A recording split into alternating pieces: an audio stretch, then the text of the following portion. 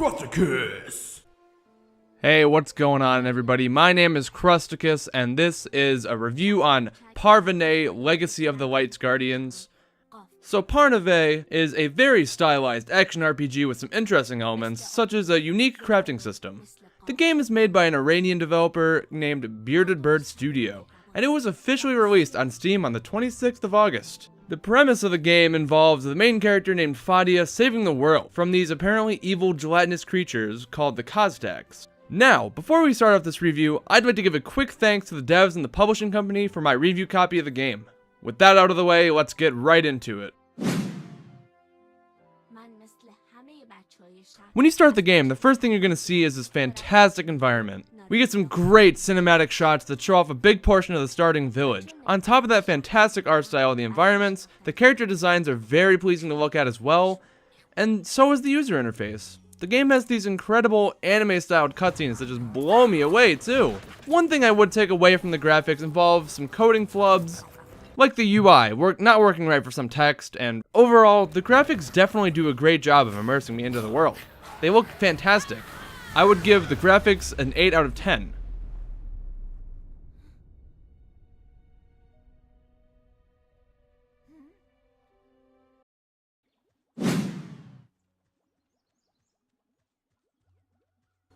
The music, it gets the job done in a good way.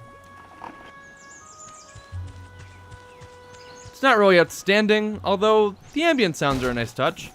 The sound effects are pretty basic, and a lot of them are just a little too loud at times, but other than that, there's not really much to say. Although it should be noted that the voice acting is all in presumably Iranian, and there's no English translation, and on top of that, some of the grammar is off in the subtitles.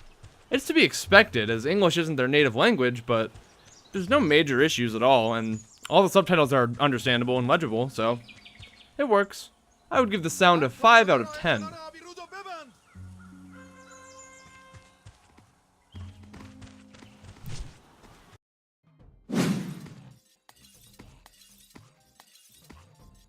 Now, I have a couple gripes when it comes to the gameplay. The first one being how unresponsive combat is, not to mention how basic it is. It's just your average hack and slash with some crafting gimmicks. Now, I could get over this if it wasn't for the fact that the button to swing your sword is very inconsistent.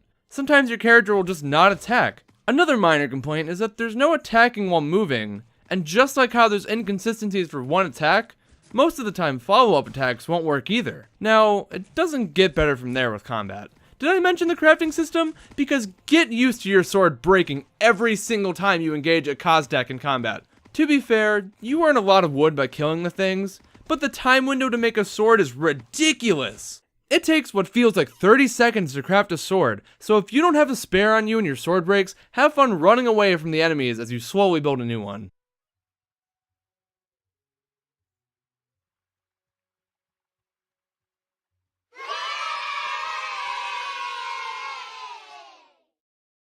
Outside of combat, the movement is, well, it's fine.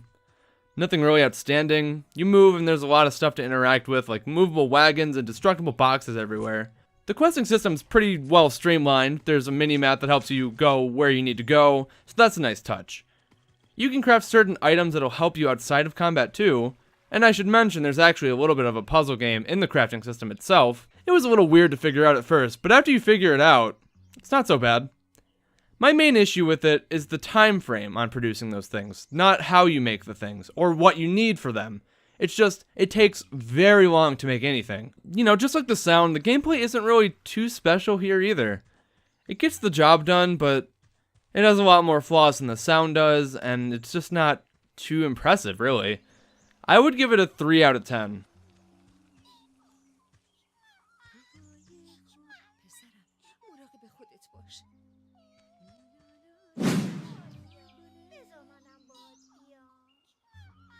Simply put, the story here is just another save the world sort of deal. You go around protecting people from the Crusticus as you try to discover why they're here to begin with. The game starts out with the return of the Crusticus as they attack your home, and you're sent to retrieve a plant that'll cure the people who have been inflicted with the disease caused by the Crusticus. As the time goes on, you'll learn what they're after in your world, and it's up to you to stop them and save your people. I'm not going to give too many spoilers here, but it's pretty basic, really. I must confess that the environments and the world itself, it's very nice, actually. It's unique. I like it. It has a really great design, and overall, I gotta say, the premise is great. It has a good setting. I would give the premise and the story a 4 out of 10.